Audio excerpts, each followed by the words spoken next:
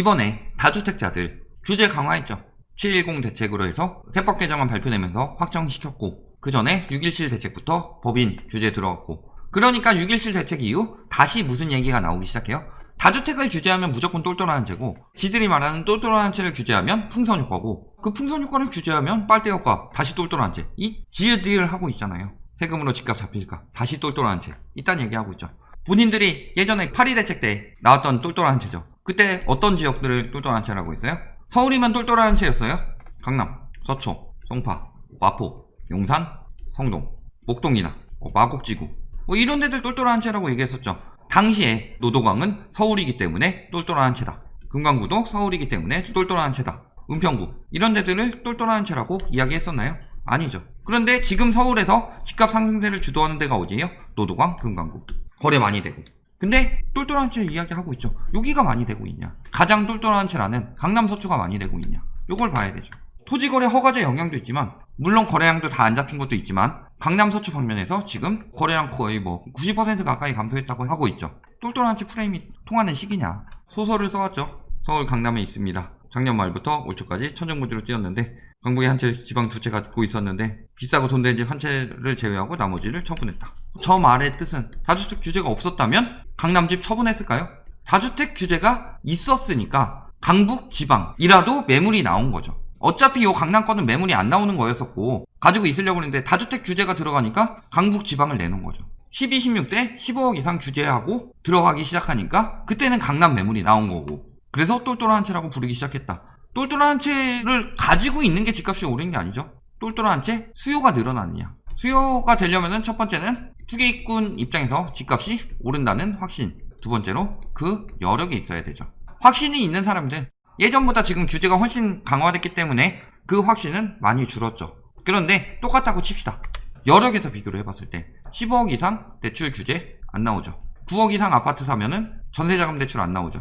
똘똘한 채 사놓고 딴 데 가서 전세 살기도 힘들다. 이런 규제들이 계속 12, 16 정책에서 나왔다. 그러면은 여기다 전세 놓고서 갭투기로 들어가 놓고서 자기는 다른데 전세 살 수 있는 여력이 되는 사람들, 예전에는 LTV 40%였으니까 15억에 60% 가지고 있다. 9억 정도만 가지고 있으면 15억 살 수 있었는데 지금은 15억을 통으로 가지고 있어야 된다. 그러면은 9억 가지고 있는 사람보다 15억 가지고 있는 사람이 적죠. 갭투기로 살려고 했던 사람들도 다른 데서 전세자금 대출 갚아야 되니까 여력이 확 줄어들죠. 수요가 줄어들었는데 왜 똘똘한 채 가격이 뛴다는 이야기를 하냐. 지금 여기서 얘기하는 것도 가지고 있는 것 중에서 가장 좋은 것 말고 나머지를 처분한다는 거지, 똘똘한 채를 더 산다는 얘기예요. 똘똘한 채를 더 사는 게 아니라면 똘똘한 채가 가격이 뛸 이유가 없죠. 수요는 줄었으니까. 그러면서 집값 격차 계속 똘똘한 채 이야기 나오고 있죠.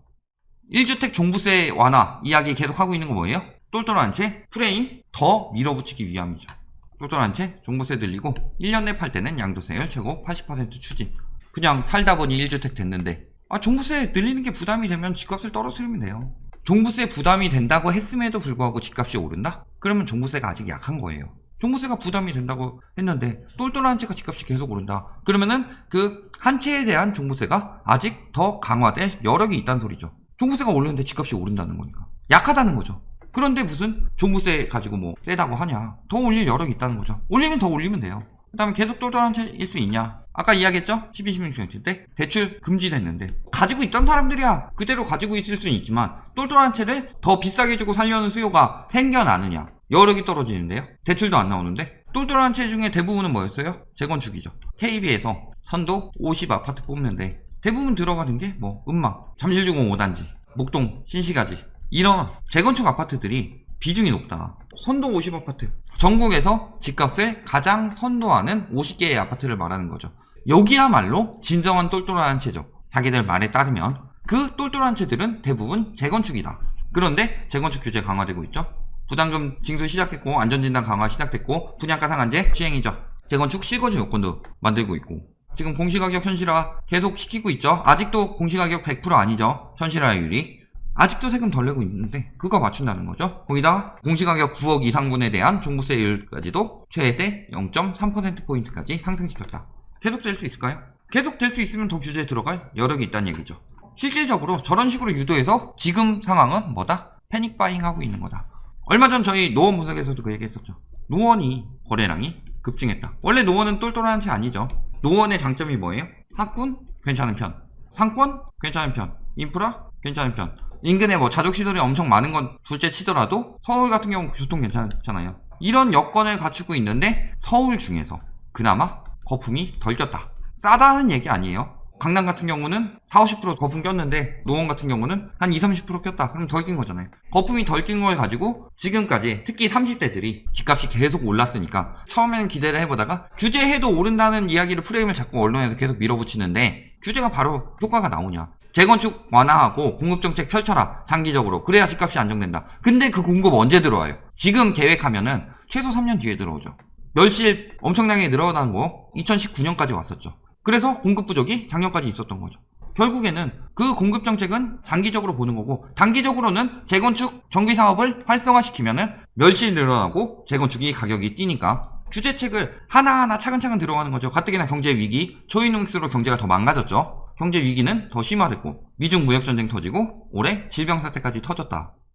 당연히 한 번에 팍팍 들어갈 수가 없죠. 안정적으로 하기 위해서 여러 번의 정책이 들어갔는데 그걸 가지고 22번의 정책이나 했는데 아직도 집값 못 잡았다. 이런 얘기하고 있는데 22번이라고 말하는 사람들 22번 써봐요. 뭐뭐 있는지. 기억도 못하면서 핵심적인 정책들로 따지면은 619, 82, 913, 1216, 617, 710 6개 정도 되잖아요. 분양가 상한제 언급이 나왔다. 시행된 거 2번이잖아요. 언급만 나온 거니까 그거 정책이라고 따질 수 있나요? 11 정책. 그거 뭐 별거 없었죠. 임대사업자, 매매사업자. 불법적으로 빠져나가는 거 길 막았다. 이거를 무슨 부동산 대책이라고 그래요. 불법 차단한 거지. 그러니까 이런 쪽으로 몰린 거죠. 패닉바잉이 늘어나고 있다. 패닉바잉이 많은 지역들이 어디다? 이제 30대 실수요들이 마용성, 강남을 빚 내더라도 살 수가 있냐? 그렇지 않은 지역들이죠. 외곽 지역들. 얼마 전에 있었던 뭐 수원이나 인천, 노도강, 금강구 이런 데들이 엄청 떴었죠. 군포 뭐 여기까지 내려갔었죠. 그게 왜 그렇게 된 거예요? 거기는 30대 수요들이 들어갈 수 있으니까. 뜬다 하면은 남들 다 돈 벌었는데 나는 아직도 못 벌었다 라는 뒤처졌다는 상실감에 더더욱 들어가게 된다. 그걸 노리고 투기 수요들이 지금 팔고 빠지고 있는 건데 그래서 패닉바잉 늘어나고 있죠. 기사에서도 얘기하고 있어요. 패닉바잉이라고. 패닉바잉 절정이다. 공포에 의한 사재기다. 공황구매. 재난 났다 그러면 라면 같은 거 막 박스채로 사가가지고 마트에 없죠. 이번에도 질병사태 터지고 마스크 패닉바잉 있었잖아요. 마스크 지금 얼마예요? 50개에 만원짜리로 샀는데 당시에 뭐 마스크 막 5천원씩 하고 그랬었죠. 아예 없어가지고 필요해서 어쩔 수 없이 산 사람이라면 모를까 그거를 사가지고 더 비싸게 팔려고 했던 사람들 같은 경우 당시에 막 마스크 누가 4천원에서 판다고 하면은 4천원에 잔뜩 사놨다가 지금 팔려고 보면 어때요? 200원이죠 200원. 그럼 패닉바잉이 있었죠. 주식 지금 약간 패닉바잉 느낌 있죠. 닷컴 버블 때 패닉바잉 나타났었죠. 튤립값이 뜨니까 튤립 버블이 일어났었죠. 비트코인 이런 것들 다 패닉바잉이었다. 지금 어때요? 부동산 사들이는 것도 패닉바잉이다. 지들 빠져나갈게 만들어놓고 있죠. 패닉바잉이라서 지금 오를 것처럼 이야기를 내용에는 쓰지만 실질적으로 나중에 너네가 막 오른다고 해서 샀다 그러면 우리는 패닉바잉이라고 했다 라고 빠져나갈 길 만들고 있는 거죠. 6월에 2배 폭증했다. 패닉바잉이 잇따랐다. 자 6월에 왜 폭증했어요? 보유세를 6월 1일에 내니까 그거라도 아껴보려고 그 뒤에 산 거죠. 작년에도 그랬어요. 작년에도 5월 끝나고 6월에 금매물 소진되고 매물 잠금 들어간다. 사실 이럴 이유 없죠. 집주인들 몇천만원 보유세 때문에 금매물 내놓겠냐 라고 하는데 내년 보유세 있고 내후년 보유세 있고 내년 보유세 강화될 게 뻔히 보이는데 이번에 20대 국회 때 통과 못했으니까 21대에서는 더 강하게 통과시킬 게 눈에 뻔히 보이는데 매물 잠금이 일어난다 라고 기사에서 때려버리니까 패닉바잉이 시작했죠. 사람들은. 그리고 집주인들은 매물 잠금한다는데 나만 안 하면 나만 싸게 파는 거 아니야? 내가 괜히 손해보는 거 아니야? 라는 생각에 매물 잠금이 들어가기 시작한다. 매물 잠금 시작하고 기사가 나온 게 아니라 기사가 먼저 시작했고 매물 잠금이 그 다음에 들어간 거죠. 기사가 사실을 보도한 게 아니라 그렇게 되도록 유도를 했다. 연령별 아파트 거래 30대가 늘어났죠. 엄청나게. 딱 떨어지다가 다시 오르기 시작하니까 다시 오른 거 아니야? 하고 패닉바잉 시작됐다. 팔아도 세금이고 안 팔아도 세금이니 증여 160% 늘어났다. 물론 그렇죠. 규제하면 증여 늘어난 건 맞아요. 불법 증여들이 문제지. 보유세 엄청나게 강화해서 내놓으라고 하니까 이제서야 또 다시 증여한다고 한다? 그러면은 이제는 증여 가는 길도 맞겠다. 12%까지 때린다고 지금 추진 중이죠. 취득세를 양도세, 종부세 폭탄 맞느니 하면서 계속 이렇게 증여 유도하고 있죠. 불법 증여를 한다 이런 거 지금 다 걸리고 있죠. 계좌 이체해서 큰아버지가 대여해서 편법 증여해서 고가주택 이런 식으로 갔다. 그 다음에 병원에서는 가공급여 지급했다. 어머니가 토지 매입해서 건물 신축 지은 다음에 소유권 보존 등기 해가지고 편법 증여했다. 지분으로 해서. 그런 식으로 취득세를 변칙 증여해서 대납하고 이런 식으로 증여세 탈세하고 있다. 이런 거 지금 다 잡힌다. 매매 거래량 어때요? 서울 아파트 봤을 때 쭉 하다가 710 나오고 나서 아직까지도 7월이 안 됐으니까 30일 정도는 더 두고 봐야 되는데 일단은 줄어들고 있는 것처럼 보이긴 하죠. 6월에 비해서. 자, 패닉바잉 누가 부추기고 있어요? 규제 나오면 더 올라. 패닉바잉. 지금이라도 서울집 사야 된다. 지금이라도 일산집 사야 된다. 부동산 투기 전문가들과 언론들이 부추기고 있다. 여기 투기 전문가들 뭐라 그래요? 실수요자 대출 규제 풀어야 패닉바잉 막는다. 실수요자 대출 규제 풀면은 패닉바잉이 더하죠. 여력이 없어서 패닉바잉도 못해 하고 포기하던 사람들까지 동참하게 되는 거죠. 그런데 무슨 규제를 풀어야 패닉바잉이 막혀요. 실수요자든 투기 수요자든 대출 규제를 풀게 되는 순간 여력이 되는 수요들이 늘어나서 추격 매수가 붙게 마련이고 당연히 집값 상승이 더 가속화되면서 패닉바잉이 더 심각해진다. 특히 지금같이 패닉바잉이 심각한 상황에서 대출 규제를 푼다. 여력이 안 되던 사람들까지 패닉바잉에 뛰어들면서 집값이 더 뛰게 만들 것인데 요 말하는 사람들 누구예요? 맨날 이런 사람들 제가 자주 이야기했던 사람들이죠. 자기가 한 말 자기가 뒤집고 있는 사람들. 결론 똘똘한 채? 진짜 그 똘똘한 채들은 어떻게 됐어요? 띨띨한 채 됐죠. 이제 팔리지도 않죠. 거래량 급감했죠. 지금 똘똘한 채라고 호도하는 것? 진짜 이거는 과거 파리 대책 때 그리고 지금 똘똘한 채라고 호도하는 곳들 아니죠. 노원까진 그렇다 칩시다. 도봉, 강북, 마곡이나 목동뺀 뭐 강서, 양천, 은평구, 금강구 이런 데가 언제부터 똘똘한 채였어요.